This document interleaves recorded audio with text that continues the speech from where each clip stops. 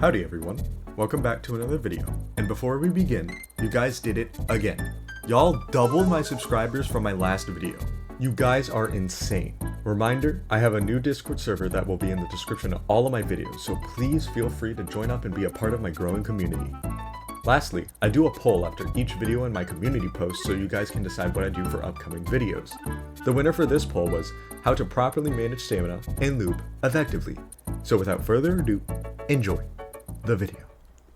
Managing stamina is the universal mechanic you need to have any chance of running away or catching up as both survivor and killer.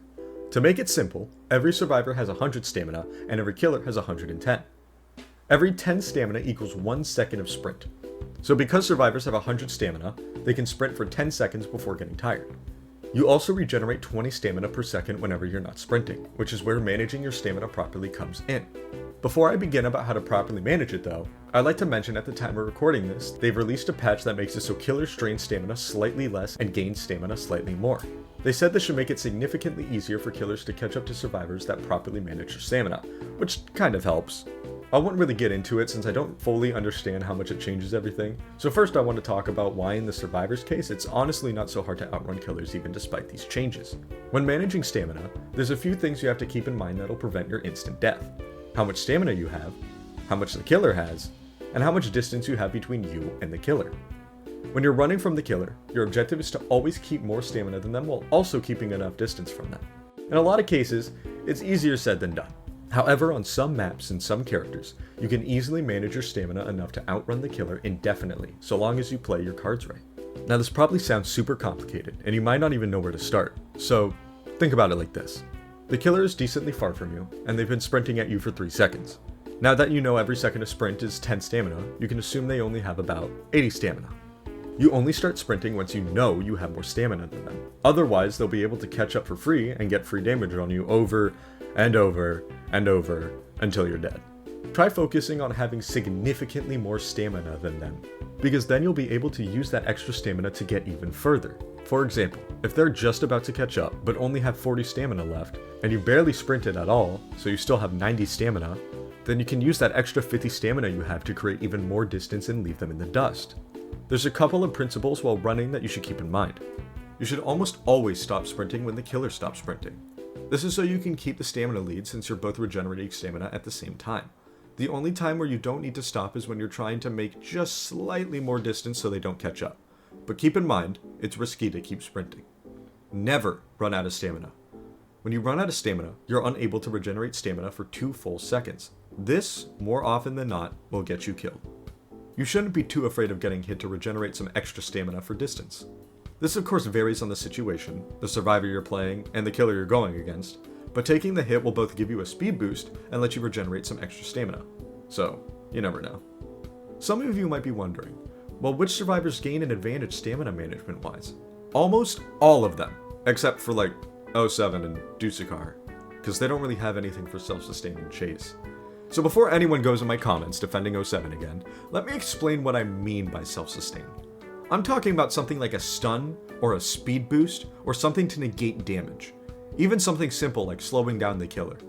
07 clones can't let him recover stamina for free like the other characters can. Only situation where he can is if they fall for the clone. But let me cover what I mean by recovering stamina for free. I think the easiest to cover is Shadletsky, by far the most popular Sentinel in the game. Shadletsky might be the best survivor in the game when it comes to looping the killer for as long as possible. His sword is the equivalent of a get out of jail free card. If you've run the killer for a while, they finally caught up to you and you're about to meet your end, you just fucking stun them, regenerate stamina, make some distance during the stun, and repeat. I'm not even over exaggerating how easy it is to make distance after stunning the killer. This applies to all 3 sentinels. Stun, regenerate, run, repeat. It's a game of waiting for the survivor to make a mistake and die for it. With that said, let's move on to the killer and how to properly catch up to survivors. Of course, catching up with survivors in general varies on the killer. 1X would use his projectiles to do damage from a range and close the distance, while Jason would just turn the brain off and walk towards you aggressively. Still, just like survivors, there's a few rules to go by while catching up. Try gaining the stamina lead.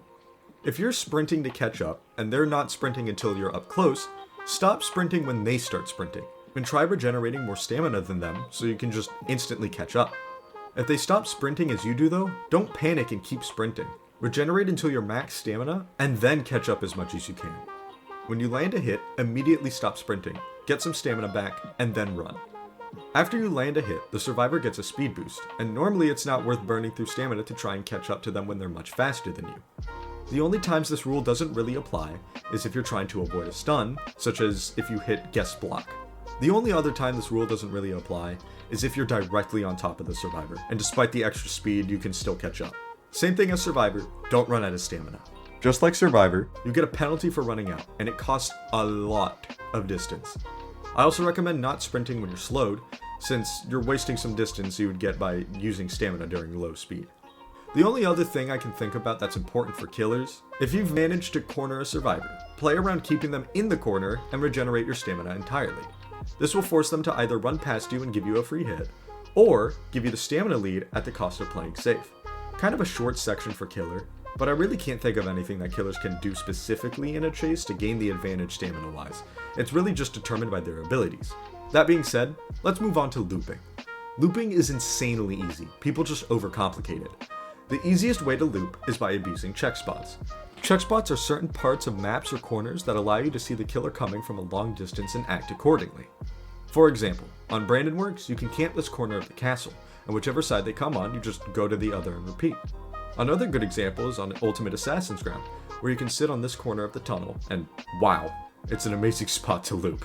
If the killer manages to catch up and you can no longer loop, there's a few things you have to rely on. If you're playing a sentinel, you can stun them and regain your stamina and distance to continue the loop. If you're anything else though, you're most likely out of options and have to resort to desperate measures. At this point, you should play around juking the killer. Which sounds stupid, but unless the killer is actually insane, you can fairly easily manipulate where they hit you. While juking, you should play by these rules. Make sure you have at least 20 or more stamina so you have a decent amount to speed up with. When the killer whips, stop sprinting momentarily to gain that stamina back. You have to play around when you think they're going to start sprinting for the hit, and sprint yourself. If you try reacting to when they sprint, normally they can just smack you before you gain enough speed to run, and running is very important to juke often. Lastly, I'd say the easiest way to juke is by trying to make them swing early. A bad habit a lot of killers have is trying to hit with the very edge of the slash, which usually makes them whiff even if you move a tiny bit. Also, when juking, you should absolutely have shift lock off. You want to be able to mix up your movement entirely and not make it obvious where you're going. Turning off shift lock allows you to be unpredictable and sway quickly. With all that said and done, how do you counter loops with killer? For killer, it's not really possible to counter looping without your abilities. John can use his traps or walls to corner survivors or force them into a different area. 1x4 can use his projectile to cut you off or kill his minions for a speed boost. Cool Kid can sometimes use his minions to force you away from an area. And Jason, he walks at you aggressively, I guess. However, juking is another story. Juking is sometimes hard to catch depending on where they sway, since the hitboxes are so f***ing tiny. But if you slow your swings down and play around them constantly draining stamina to bob and weave, you can eventually secure free hits. Although if you're impatient, at least delay your swings a tiny bit to put them on an off timing so they try to juke early. I think that about covers everything for managing stamina and looping. When it comes to playing with shift lock or not, it's purely preference. On killer I use shift lock, but on survivor I don't. It's really just what you're more comfortable with. That being said though, avoid walking backwards with shift lock because it'll slow you down drastically. Thank you so much for watching. I hope you enjoyed the video, and don't forget to vote in my community post. Goodbye, and see you next time.